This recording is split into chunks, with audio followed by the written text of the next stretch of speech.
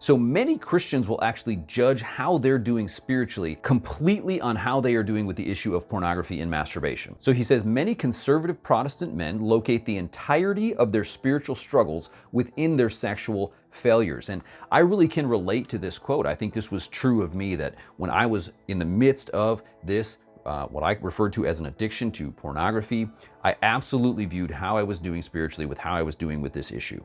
And many of the students that I minister to, they communicate a similar thing, that that's what their focus is. And as a result of struggling with something like this, something that we have a lot of guilt and shame with, it causes many Christians to actually pull back from religious activity. We're less likely to step into leadership. We're less likely to participate in church and some other Christian opportunities. And I covered this when I did a video on the 3 impacts of sexual sin, where I said it will cause us to take a step back in our walk with Jesus. It can cause us to be less likely to engage in Christian leadership. He says by far the most consistent trend is the relationship of pornography and porn-fueled masturbation to feelings of guilt, shame, and isolation from both their religious community and God. And I think that makes sense. And so he spends a lot of time in this chapter where he's talking to 2 young men that he interviewed. One was a conservative Protestant Christian, the other was a non-believer. And as it turns out, this shouldn't be that surprising, but the Christian was much more bothered by his use of pornography. And so he says the realities of their own sexual desire combined with the unlimited availability of porn often mean that many men will, intentionally and with some degree of regularity, consume porn.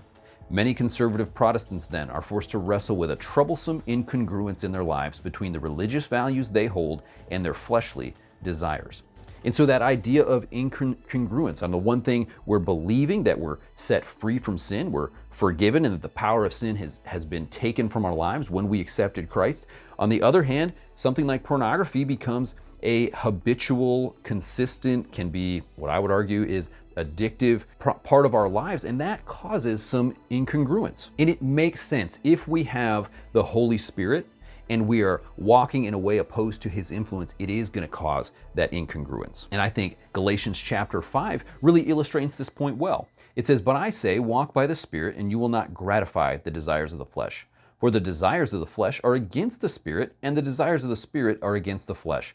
For these are opposed to each other to keep you from doing the things you want to do." And I would say to those of us that are Christians and we're struggling with this, it's good that this bothers you. In fact, I had a young man that was telling me about his consistent struggle and how much it was driving him crazy. And I said, well, it's a good sign that this bothers you. And he was maybe even concerned that he wasn't a Christian. And I said, well, if you weren't a Christian, then I doubt that this would bother you. And that's true in these interviews that he's sharing here in his book, that the young man who didn't know Jesus was not bothered by his use of pornography. This is Jason for Soulfire here on this channel. We want to offer gospel hope for a porn-filled world, reminding you that integrity is possible. And this War of the Soul episode certainly shows us that it isn't easy, but it is possible. And I will catch you in the next one.